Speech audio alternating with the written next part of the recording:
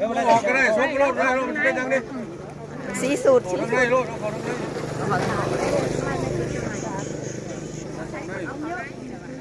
ไอ้สิเอาเขาในไหมจ๊ะยักษ์ลูกกูว่า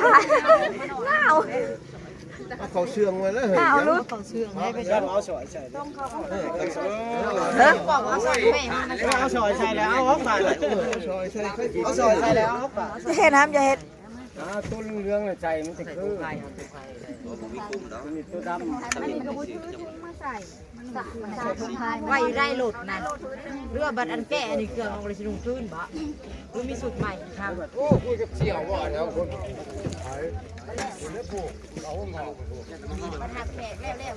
สบายดีเด้อพี่น้องทักทายสบายดีพี่น้องตอนนี้เขามาส่งเคยกำลังหอดพี่น้องหัวจนหัวปูเสียงกระบอกเสียงกระเบลมีพี่น้องมากกับลงทางบ้านมองไข่ตอนนี้มาหอดแล้วพี่น้องกำลังกาเกียมสิแห่เคยมาหอดเป็นที่เรียบร้อยกำลังแต่งเครื่อง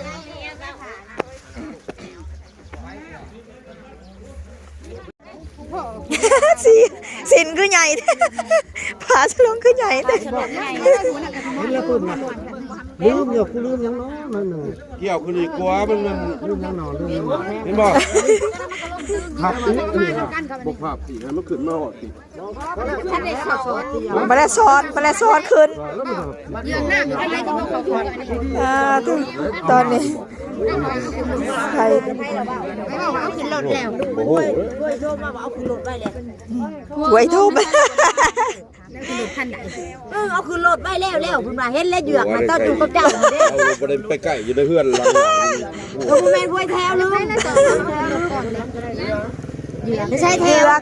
ใช่พวงเอาโปมคือโหลดเลยเอาอันเหยือกคุณอย่างนี้แต่ว่าเอาขึ้นรถไปแล้วก็เอาฮะบ่เขาออกประทามหาเหยือกเอาบุหรี่เบิ่งแต่ว่าเอาก่อนนะยายบ่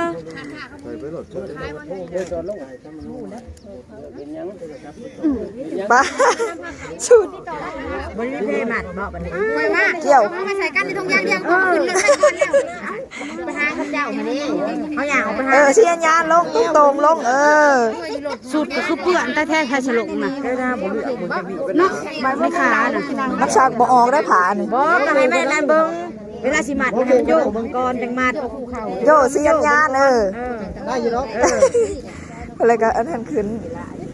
บายบุกด้วยฮะบอกว่าที่มาเขาอ่ะ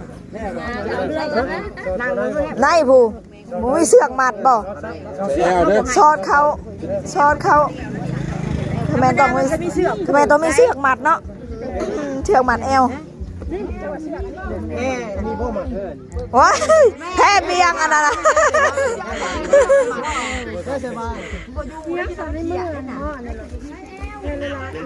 พวงหวานเฉามาแล้วไม่ได้เอามีกบเนาะสายเงาเข็มขัดมีบอกเข็มขัดนะนี่สายเอวเข็มขัดไม่มีเข็มขัดถอดมาขัดแพร่บัดนะมันก็มีในถุงเดียวถ้าสิจากเหนียวไหลที่ไหนบ้างผมมีเด็กเข่าเป็นผ้า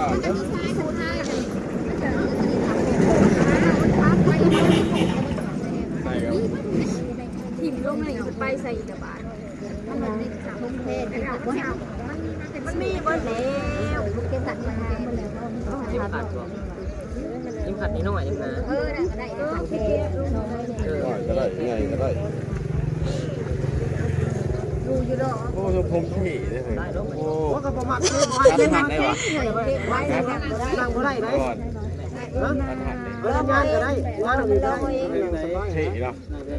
้เข็มขัดก็ได้บาทมันบาทเตรียมมากก็เรียกว่าเสา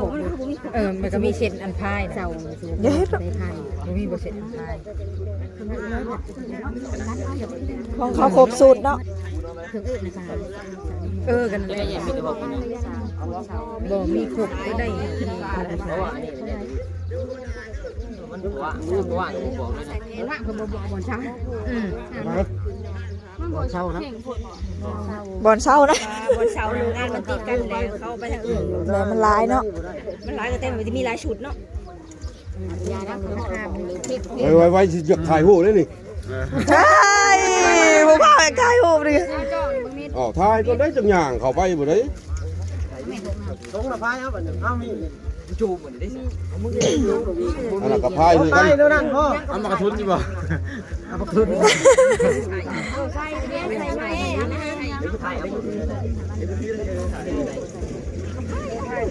พายเบียงบ่อทงกันเลย ไปบ่ได้พายเบี่ยงนะพายสบายเออ นี่ถือเอาบ่ใจตรงนี้ เนี่ยรถดีเลยเนาะว่าย่างเนาะนุ่มเนาะ เงา ก่อนเนาะ เงาถึงพาย เอ้านุ่งทรงไปนี่แล้วไปเอ้ย เฮ้ยทุ่งแดงน่ะก็ป้าไว้ได้โหลดก็ได้ว่าเฮ้ยในช็อตตัวน่ะเฮ้ย หอยโซก็ไปอ่ะ ออกไป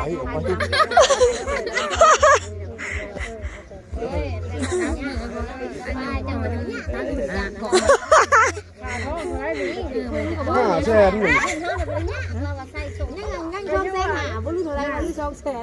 นี่ ก็เห็นละแจกเลยทำนี่ 200,000หาหนึง เรียกว่าลือจ่ายหมดแล้วเนาะ เบิ้งอันนี้ก็ได้แหละเห็นเนี่ย ปลายามใดเลย ใจก่อนโลด ต่อมาคือรถก้อนแนวแต่ยังว่าแต่หลายคนมาพากันเบิ่ง เล่นจองแต่หาหนึ่งขาดอง กระจองเลยจ้าน้ำนี่อะไร เฮ้ยยังเฮ้ย ปลาบ่ได้แล้วไปเอาบาทนี่มันหลายกว่า500,000เลยบ่ปลา ได้เราไปเข้าพาดีร้ายกว่าเราเข้าไปชื่อถ่ายปูแล้วถ่ายอยู่หินปูนปูแล้วนะถ่าย ไป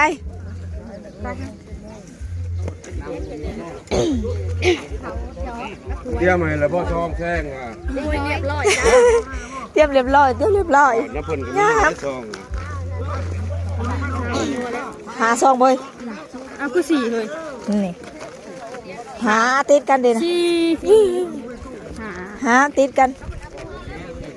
เอามาถ่ายรูป ได้ยืนมาแล้ว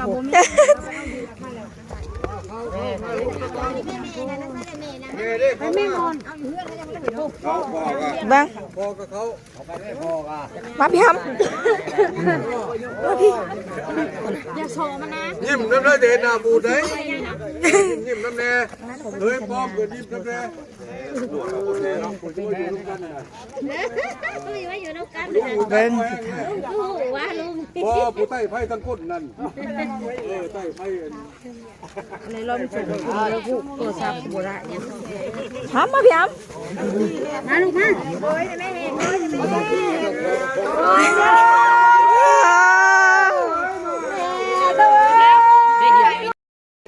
เสียงมาแล้วเด้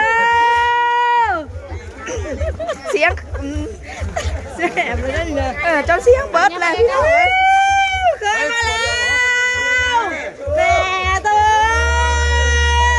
ลูกเคยมาแล้ว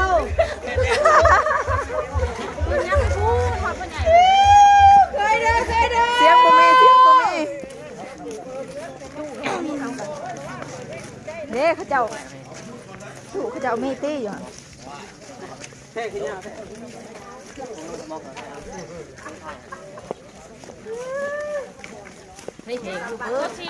งคือบุมีบาเน่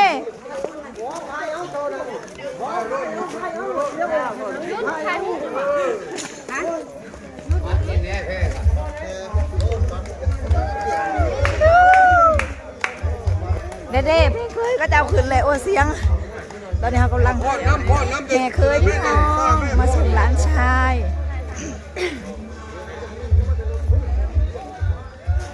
เขาคือฮิปฮอปให้ลูกเคยมาเด้อก็ได้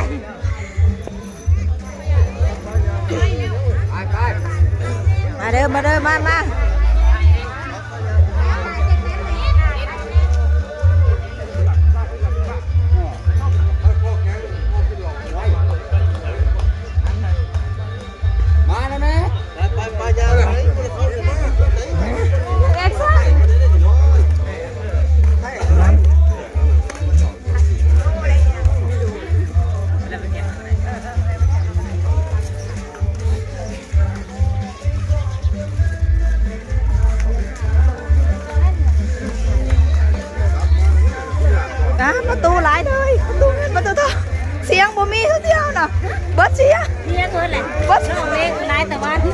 วัดหลายมือแล้วได้แม่ต้องเลยลูกเคยมาแล้วชอบกินน้ำแห้ง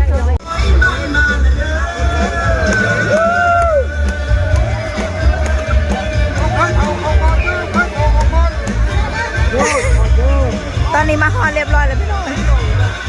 เสียงกับสิบมี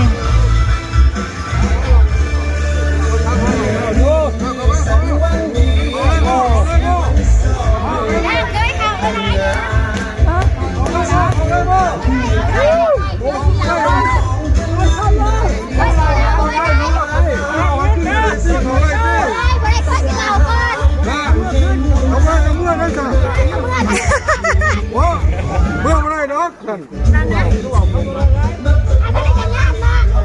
ปักเอาดอกมา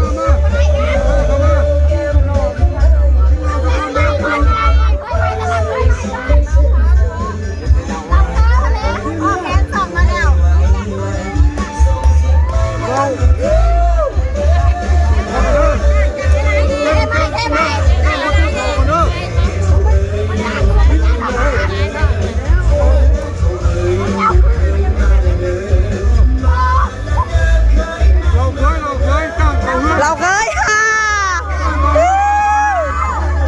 เขาเฮือนนะแบ่งบ่ได้ไหน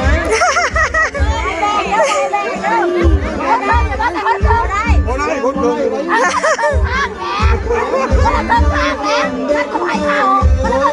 โดยเลี้ยงบ่ได้แบ่ง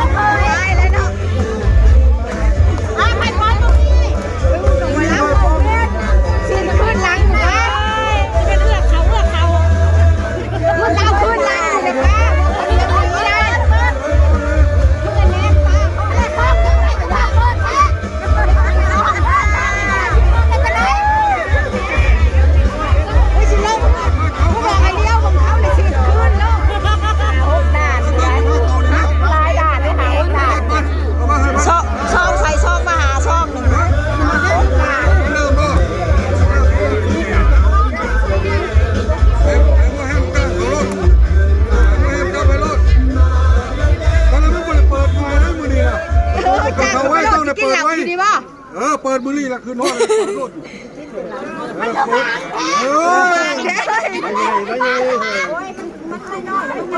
ไปไงเป้าเนี่ยเขาเลือกแต่เคยไว้พัดตีเลยเพื่อที่เขาได้นอกพัดเงินเป้า ป้า